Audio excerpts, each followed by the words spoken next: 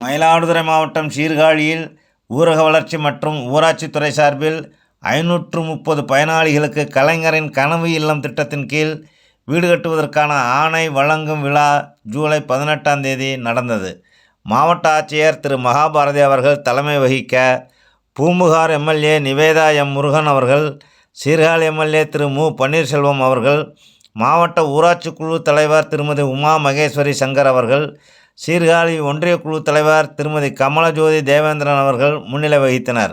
நிகழ்ச்சியில் மாண்புமிகு சுற்றுச்சூழல் மற்றும் காலநிலை மாற்றத்துறை அமைச்சர் மெய்யநாதன் அவர்கள் பேசியதாவது: மயிலாடுதுறை மாவட்டம் சீர்காழி ஒன்றியத்தில் 530 பயனாளிகளுக்கு புதிய வீடுகள் கட்டுவதற்கான பணி ஆணை வழங்குகின்ற விழாவும், 10ஆம் வகுப்பு படிக்கின்ற 38,000 மாணவ செல்வங்களுக்கும், 12ஆம் வகுப்பு படிக்கின்ற 38,800 மாணவ செல்வங்களுக்கும் கையடக்க வினாவிடை குறிப்பேடு வழங்கும் விழாவும் மிக சிறப்பாக நடந்து கொண்டிருக்கிறது.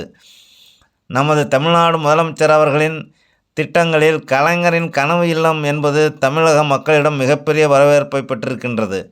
முத்தமிழறிஞர் கலைஞர் அவர்கள் முதலமைச்சராக பொறுப்பேற்ற காலத்திலிருந்து தொடர்ந்து குடிசை வீடுகளை எல்லாம் கான்கிரீட் வீடுகளாக மாற்றி தந்தவர். 2009ஆம் ஆண்டில் தமிழகத்தில் இருக்கின்ற 20 லட்சம் வீடுகளையும் கான்கிரீட் வீடுகளாக மாற்ற வேண்டும் என்ற கலைஞரின் வீடு வழங்கும் திட்டத்தில் மாற்றி தந்தார்கள்.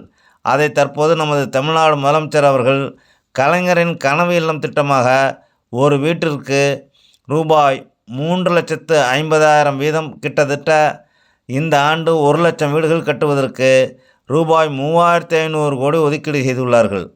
தமிழ்நாட்டை பொறுத்த வரைக்கும் 38 மாவட்டங்கள் உள்ளன. அதில் நமது மயிலாடுதுறை மாவட்டத்திற்கு மட்டும் கிட்டத்தட்ட 3000 வீடுகளுக்கு ரூபாய் 105 கோடி ஒதுக்கீடு செய்துள்ளார்கள்.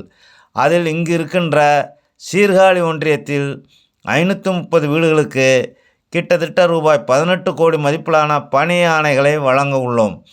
ஒவ்வொருவரும் சொந்த வீடு என்பது மிக முக்கியமான ஒன்று. கடந்த மழைக்காலங்களில் இந்த சீர்காழி, கொள்ளிடம், மணிக்கிராமம் போன்ற இடங்களில் குடிசை வீடுகளில் இருந்தவர்கள் மிக பெரும் பாதிப்பை சந்திக்க நேர்ந்தது.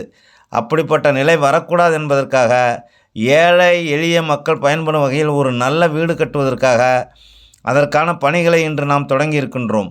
இது போன்ற பல நல்ல திட்டங்களை நமக்கு செயல்படுத்தி தந்தவர் நம் தமிழ்நாடு முதலமைச்சர் அவர்கள் என மாண்புமிகு சுற்றுச்சூழல் மற்றும் காலநிலை மாற்றத்துறை அமைச்சர் அவர்கள் தெரிவித்தார். இந்நிகழ்ச்சியில் கூடுதல் ஆட்சியர் திரு மு ஷபீர் ஆலம், மாவட்ட வருவாய் அலுவலர் திருமதி மு மணிமேகலை, சீர்காழி வருவாய் கோட்டாட்சியர் திருமதி உ அர்ச்சனா, கொள்ளிடம் ஒன்றியக்குழு தலைவர் திரு ஜெயபிரகாஷ், மாவட்ட ஊராட்சி உறுப்பினர்கள் திரு எஸ் ஆனந்தன், திரு விஜயேஸ்வரன், சீர்காழி நகர்மன்ற துணைத் தலைவர் திரு மா சுப்புராயன் உட்பட பலர் கலந்து கொண்டனர்.